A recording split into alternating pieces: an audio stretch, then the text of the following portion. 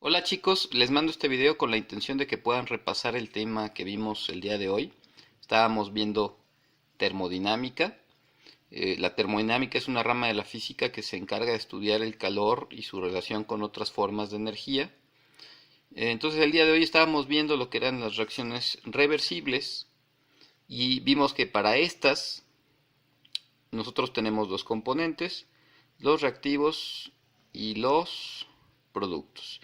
Entonces, cuando estas reacciones llegan al equilibrio, al menos para una reacción reversible y espontánea, nosotros tenemos una mayor cantidad de productos que de reactivos.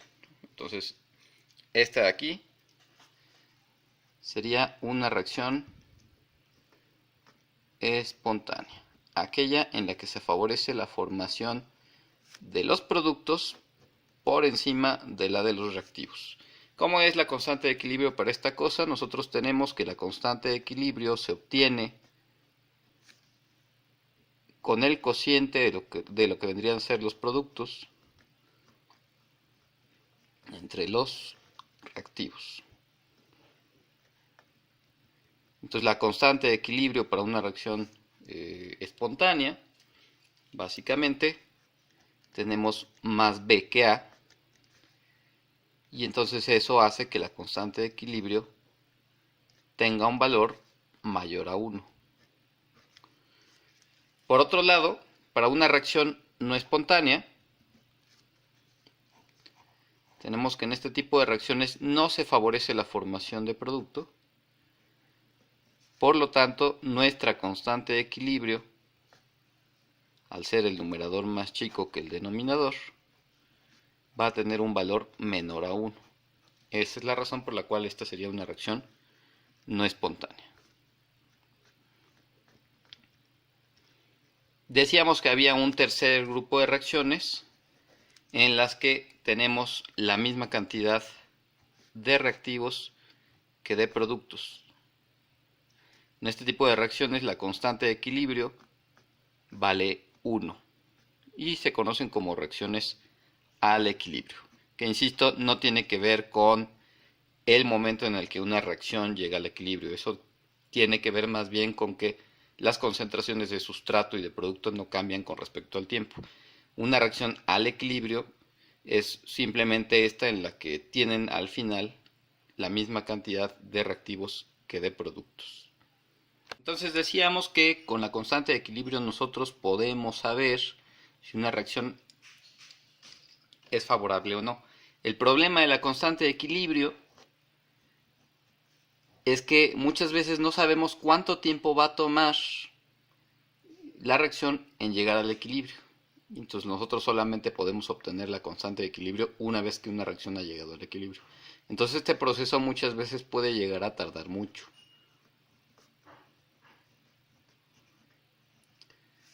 Entonces afortunadamente por ahí de los 1800 y cacho, el señor William Gibbs, un físico gringo, define lo que viene a ser la energía libre de Gibbs, la cual se representa con la G mayúscula. Recuerden que energía es toda capacidad para hacer trabajo. Entonces la energía libre de Gibbs es una forma de energía, una capacidad de hacer trabajo, que nos define cuando las reacciones son espontáneas o no. Entonces, durante el transcurso de una reacción, nosotros podemos obtener lo que vendría a ser el delta G. El delta G se lee el cambio en la energía libre de Gibbs. El cambio en la energía libre de Gibbs puede ser negativo o puede ser positivo. Si nosotros tenemos un delta G negativo, entonces tenemos una reacción que es de carácter espontáneo. Si nosotros tenemos un delta G positivo, pues vamos a tener una reacción no espontánea.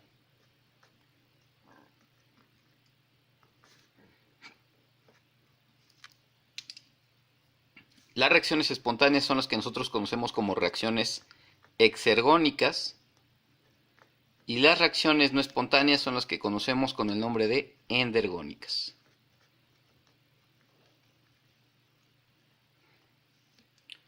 Entonces, para poder sacar un delta G, obviamente necesitamos los niveles de energía al inicio de la reacción y al final de la reacción. Entonces vamos a hacer una gráfica en donde en el eje de las Y's vamos a poner la energía libre de Gibbs.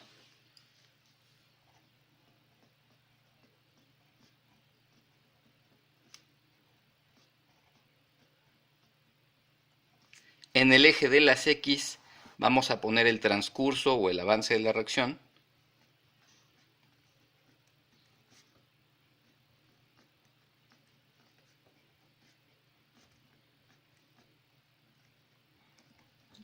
Entonces, al inicio de la reacción, nosotros tenemos que la energía libre de Gibbs de los reactivos, entonces por eso pongo la G de los reactivos,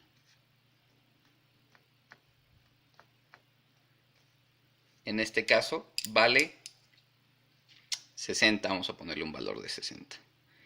Como está en unidades de energía, puede ser joules sobre mol o calorías sobre mol, ¿no? Entonces en este caso vamos a usar los julios.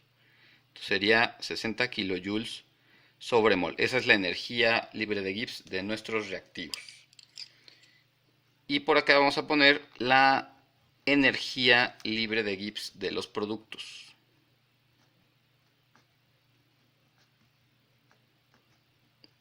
Lo puse más a la derecha, eso significa que conforme avance la reacción, obviamente se van a formar los productos. Esta energía libre de Gibbs de los productos es de 35 kilojulios sobre mol. ¿Sí? Entonces yo quiero saber si esta reacción es espontánea o no. ¿Cómo le hago?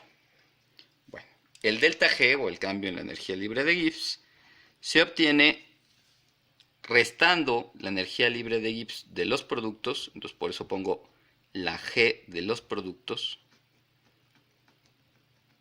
menos la energía libre de Gibbs de los reactivos.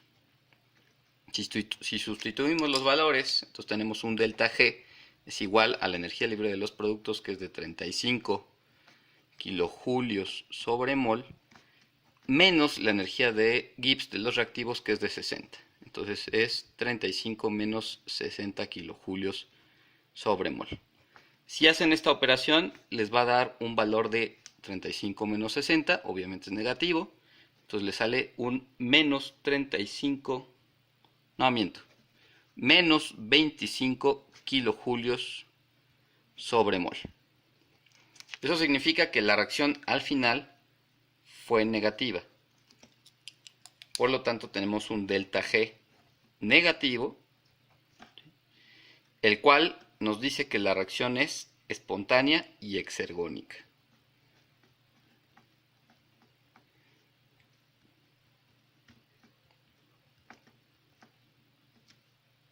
Aquí tenemos el caso contrario, donde la energía de los reactivos, vamos a ponerle un valor de 15 kilojoules sobre mol,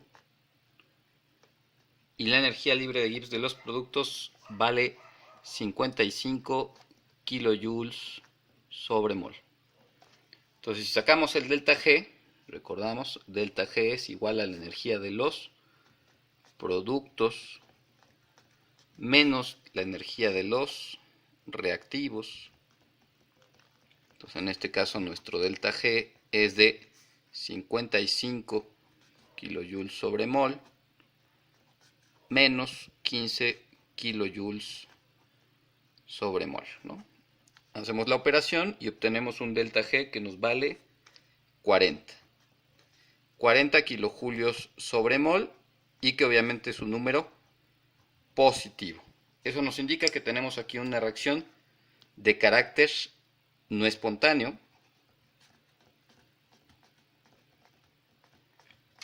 o que le podemos llamar una reacción endergónica. ¿Ok? Entonces creo que eso básicamente nos resume todo lo de delta G. Si tenemos un delta G negativo, tenemos una reacción espontánea o exergónica, o si tenemos un delta G positivo, tenemos una reacción no espontánea o endergónica. Sin embargo, tenemos que profundizar un poco y decir de dónde demonios viene el delta G. El delta G no es una forma de energía que podamos medir de manera directa. Es decir, no tenemos un gibsómetro para poderla medir, pero sí podemos obtener otros parámetros como lo son la entalpía y la entropía. Entonces ya decíamos que H representa la entalpía, que este elemento de aquí, T, representa a la temperatura, y que este elemento de aquí, la S, representa a la entropía. De nuevo, la letra griega delta nos está representando el cambio de estas magnitudes durante el proceso, o durante el progreso de una reacción. Entonces tenemos el cambio en la entalpía y el cambio en la entropía. Entonces vamos otra vez a definir lo que significan entropía y entalpía respectivamente. Para poder entender mejor a la entropía y a la entalpía, tenemos que entender lo que vendría a ser un sistema termodinámico.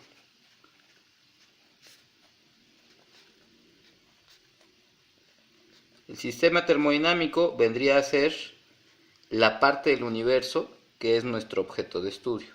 Eso es algo totalmente subjetivo, porque finalmente nosotros somos los que ponemos los límites de nuestro sistema. Entonces, por ejemplo, aquí yo tengo varios sistemas. ¿Por qué? Porque yo lo decido. Mi sistema puede ser este, o puede ser un sistema más grande, o uno más grande, o todavía uno más grande como este de aquí. ¿Quién lo decide? Yo lo decido. Yo soy el que decide cuál de estos utilizar. Tomemos, por ejemplo, a este cuadrito y definámoslo como nuestro sistema de estudio. Entonces, este va a ser nuestro sistema. Lo que se encuentre fuera de mi sistema se le va a conocer como los alrededores.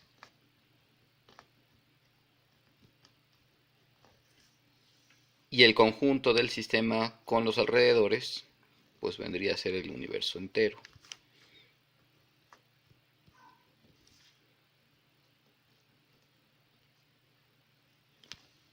Ahora bien, hay diferentes tipos de sistemas, de lo cual no hablé en la clase.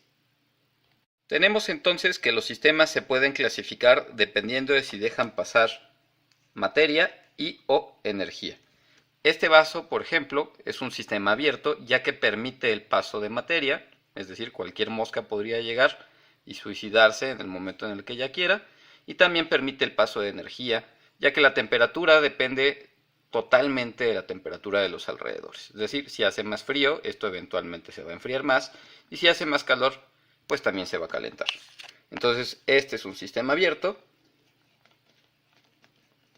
y permite el paso tanto de materia como de energía.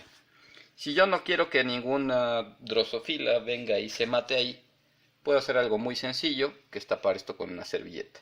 De esa manera ya he convertido mi vaso en un sistema cerrado.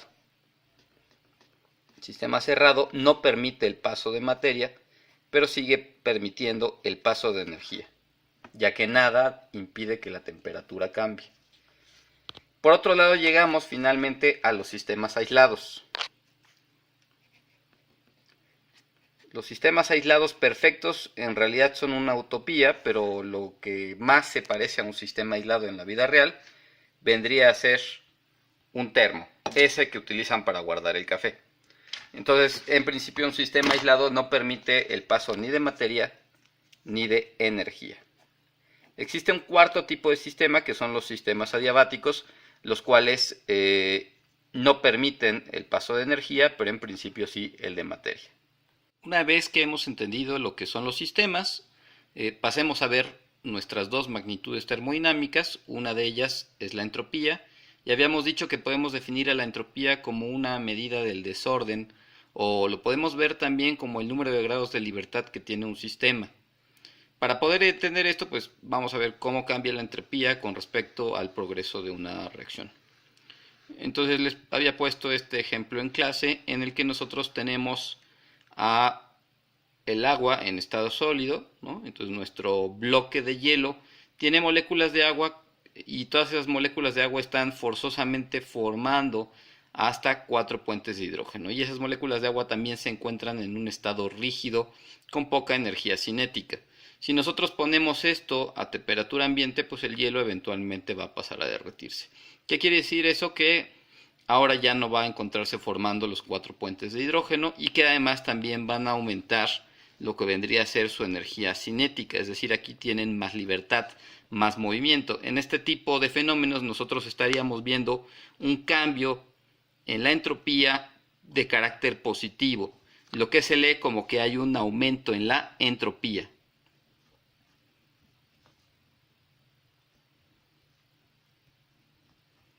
Otro ejemplo de esto sería, por ejemplo, cuando ustedes dejan una botella de perfume destapada. Entonces tendrían esto de aquí. ¿Sí?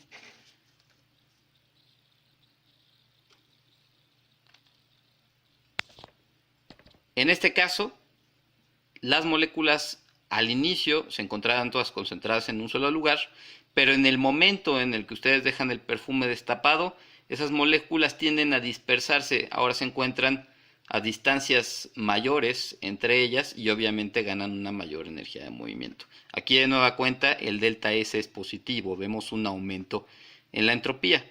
Caso contrario, como les comentaba la clase, puede ser cuando ustedes están preparando una gelatina. En el momento en el que le agregan la grenetina y dejan que eso se enfríe, las moléculas dejan de tener esta libertad y pasan a algo más rígido o sólido. En ese caso estaríamos viendo algo con un delta S negativo, que se lee como una disminución en la entropía. La otra magnitud termodinámica que se utiliza para el estudio de las reacciones es la entalpía y se representa con la letra H mayúscula. La entalpía no es otra cosa más que el calor medido a presión constante.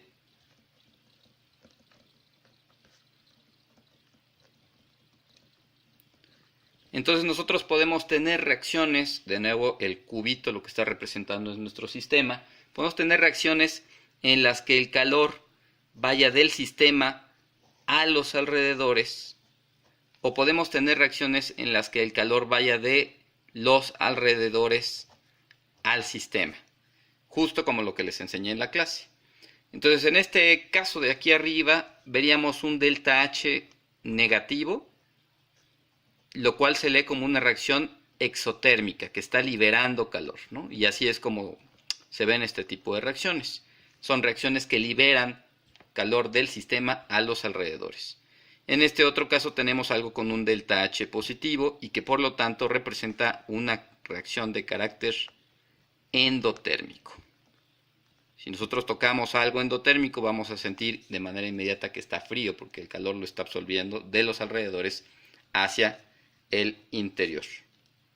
Ahora, de nueva cuenta, de manera individual, el delta H y el delta S no sirven para saber que una reacción sea espontánea. Solamente les va a decir, mi reacción tiene un aumento en la entropía y aparte libera calor a los alrededores. Pero de manera individual no les sirven para saber que una reacción es espontánea. Pero si las relacionan a través de esta fórmula, pueden obtener ustedes el delta G. Delta G es igual a delta H menos T delta S. Esta es la fórmula que ustedes se tienen que aprender.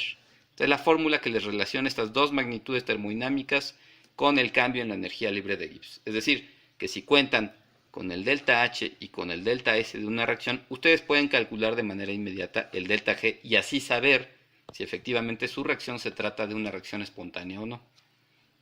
Bueno, entonces vamos a hacer algunos ejercicios utilizando esta fórmula. Para eso es importante definir las unidades en las cuales se expresa estas tres magnitudes termodinámicas. El delta H normalmente está expresado como es calor, es una forma de energía, pues está expresado en unidades de energía. Normalmente lo encontramos en joule sobre mol o en calorías sobre mol. Aguas, porque también pueden encontrar kilojoule sobre mol o kilocalorías mol, recordando que un kilojoule pues son 1000 joules y una kilocaloría pues son 1000 calorías. También tenemos la equivalencia entre joule y caloría. Un joule equivale a 4.18 calorías.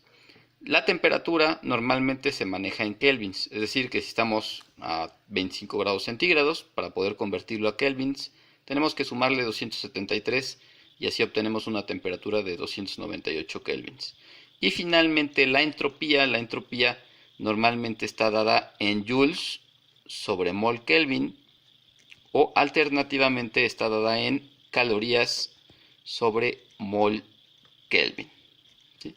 En estos ejercicios ahorita voy a obviar las unidades, pero si ustedes están haciendo un ejercicio en serio, obviamente es muy importante que determinen que están utilizando las unidades correctas. Entonces vamos a hacer esta serie de ejercicios. Insisto, lo que nosotros queremos obtener es el delta G, porque solamente el delta G nos va a ayudar a saber si una reacción es espontánea o no. Pero obviamente tenemos muchas combinaciones de delta H y delta S. Es decir, podemos tener muchos tipos de valores. Aunque no tenemos que olvidar que normalmente lo que nos ayuda a que nuestro delta G sea negativo, pues son valores de delta H negativos y delta S positivos. ¿Sí? Es decir, esto, si la entropía es positiva y si la entalpía es negativa, es muy probable que nuestro delta G sea negativo y por lo tanto sea una reacción espontánea. Pero insisto, tenemos muchas combinaciones, vamos a tratar de hacer estos ejercicios. Aquí tenemos una primera reacción donde tenemos un delta H pequeño y positivo y un delta S grande y positivo, ¿no? Entonces, a ver, pequeño y positivo vamos a darle, por ejemplo, el valor de más 15.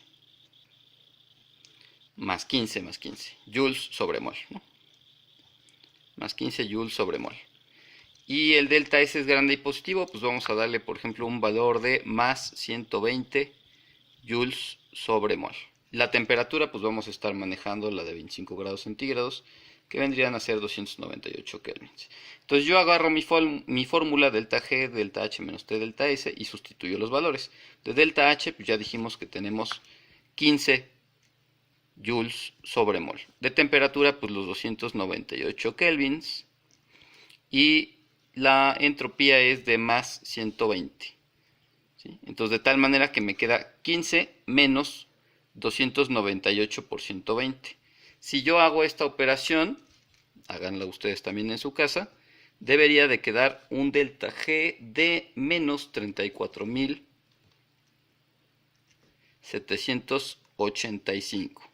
Insisto, el delta G es una unidad de energía, por lo tanto, esto al final debe de quedarles en joule sobre mol o calorías sobre mol. Este número es negativo, por lo tanto, esta reacción ocurre de manera espontánea. Vámonos a la de abajo. ¿Qué pasa aquí cuando tenemos un delta H pequeño y negativo y un delta S grande y positivo? A ver, un delta H pequeño y negativo como podría ser menos 15 joules sobre mol. Y un delta S grande y positivo como podría ser más 120 joules mol Kelvin. Acá también me había faltado los Kelvin, por cierto. Entonces, si sustituimos otra vez esto, delta H pues es de menos 15, la temperatura sigue siendo de 298 y el delta S es de 120, pues entonces nos queda menos 15 menos 298 por 120. Al final obtenemos un delta G de menos 34.815. Entonces esta también es una reacción espontánea o exergónica, ¿sí? Aunque con respecto al delta H, pues acá era endotérmica y acá era exotérmica, las dos reacciones siguen siendo espontáneas y exergónicas. Vamos a hacer otro ejercicio más.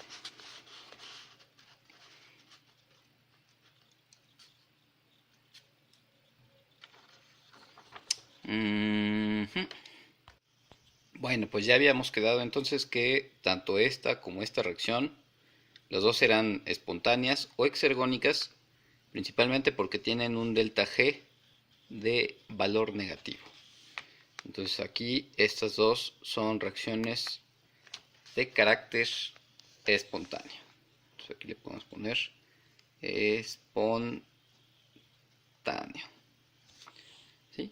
Y eso que tenemos un delta H, en este caso endotérmico, y en este caso tenemos un delta H exotérmico. Pensaba hacerle los otros ejercicios, pero me afloró la maldad y pues tomé la decisión de que mejor se los iba a dejar de tarea. Sí, para el miércoles. Entonces nada más son 3 ejercicios, donde en el primer caso tenemos un delta H grande y negativo que vale menos 1750 joules sobre mol, y un delta S pequeño y negativo que vale menos 4 joules sobre mol Kelvin. Les puse las mismas unidades, entonces no deberían de tener problema. La temperatura va a seguir siendo la misma, de 298 Kelvin. Y lo que ustedes tienen que calcular es el delta G utilizando esta fórmula. Lo mismo va para el siguiente problema, que es un delta H pequeño y negativo, que vale menos 50 joules sobre mol, y un delta S grande y negativo, que vale menos 120 joules mol Kelvin. Misma temperatura, 298 Kelvin. Y en el último caso tiene un delta H grande y positivo que vale 1750 joules mol y un delta S pequeño y positivo que vale más 4 joules mol Kelvin. Entonces espero que puedan hacerme estas 3 y decirme qué tipo de reacciones son, si son espontáneas o si no son espontáneas. ¿Sí? Entonces esta es la tarea, cualquier duda pues escríbanme al correo. Bueno, pues entonces nosotros ya hablamos acerca de que para poder saber si una reacción es espontánea o no, necesitamos conocer o la constante de equilibrio o el delta G. De hecho, existe una relación entre estas dos. Nosotros podemos convertir la constante de equilibrio en delta G. Para eso podemos aplicar esta primera ecuación, que es igual a delta G es igual a menos RT logaritmo natural de la constante de equilibrio, recordándoles que la R es la constante de los gases ideales y que siempre vale 8.314 joules mol Kelvin. ¿Sí? Entonces, si nosotros conocemos la constante de equilibrio, podemos saber el delta G utilizando esta fórmula. Y viceversa, si nosotros conocemos el delta G, podemos obtener la constante de equilibrio utilizando esta segunda fórmula, que es igual a la constante de equilibrio, constante de equilibrio es igual a E a la menos delta G entre RT. ¿Sí? Entonces podemos ir de ida y de vuelta. ¿Esto qué quiere decir? Muchas reacciones terminamos estudiándolas en condiciones estándar. Eso se denota como delta G, circulito apóstrofe, y eso significa el cambio en la energía libre de Gibbs estándar. El delta G estándar es el delta G en condiciones fijas, normalmente a 25 grados centígrados de temperatura, a una atmósfera de presión y a concentraciones de reactivos y de producto de 1 molar. Ese es un valor fijo normalmente. El delta G estándar puede ser muy diferente del delta G fisiológico. Por ejemplo, si tenemos una reacción que tiene un delta G positivo, un delta G estándar positivo, ¿no? Es decir, si esperamos a que esta cosa ocurra en condiciones estándar, jamás va a ocurrir.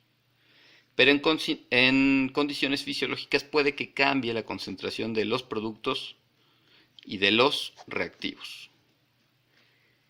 Si cambia la concentración de los productos o la concentración de los reactivos, entonces eso significa que también va a cambiar la constante de equilibrio. Y si cambia la constante de equilibrio, eso significa que también va a cambiar el delta G. O sea, a condiciones fisiológicas podemos tener algo que tenga un delta G negativo. Entonces la misma reacción no es espontánea en condiciones estándar, pero sí lo es en condiciones fisiológicas debido al cambio en la concentración de productos y reactivos. Bueno, aquí vamos a hablar de otro ejemplo, la reacción de fosforilación de la glucosa. Dibujamos una pequeña glucosa y a esa glucosa se le va a pegar un fosfato. Vamos a ponerlo en rojo para que sea claro. Aquí tenemos el fosfato y ese fosfato se pega en el carbono número 6. Tenemos nuestra glucosa que ahora ha ganado su fosfato en el carbono número 6. Ahí está. Esto tiene un delta G de más 13.8. Eso quiere decir que no es una reacción espontánea. Como les decía hace rato, podemos jugar con la concentración de reactivos y productos, pero existe otra manera de engañar a la muerte, como quien dice. Si nosotros tuviéramos in vitro esta reacción, la manera más sencilla de hacer que ocurra, pues es muy fácil, aplicando la energía. Y eso puede ser a través de un mecherazo. Entonces le podemos aplicar algo de energía calorífica y podemos hacer que esta reacción no espontánea ocurra. Sin embargo, adentro de la célula no podemos andar incinerando cosas, por lo tanto no hay mecherazo. Lo que se hace en la mayor parte de las veces dentro de la célula es acoplar esta reacción que no es espontánea con una que sí lo es. Esta otra reacción espontánea pues es la hidrólisis del ATP, ¿no? Recuerden que el ATP tiene 3 fosfatos unidos a una ribosa, unidos a una base nitrogenada de adenina. Entonces ahí tendríamos nuestro ATP. Entonces en este caso la hidrólisis del ATP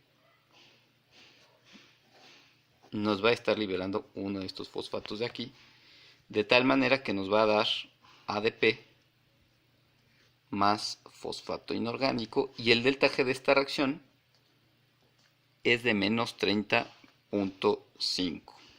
Los dos están en kilojoules sobre mol, ¿no? Esto está en kilojoules mol, y esta cosa también está en kilojoules mol. Entonces tenemos una reacción no espontánea y una reacción que sí lo es. Esta está ocurriendo al mismo tiempo que esta otra. Entonces nosotros podemos sumar estos dos deltajes, es decir, sumamos más 13.8 menos 30.5. Esto debido a que la reacción está ocurriendo al mismo tiempo. El resultado, hay que hacerlo, entonces sería 13.8 menos 30.5 sería de menos 16.7, obviamente, kilojoules sobre mol. Entonces este sería el delta G de mi reacción acoplada. No se ve, ahí está. Este sería el delta G de mi reacción acoplada, menos 16.7 kilojoules sobre mol.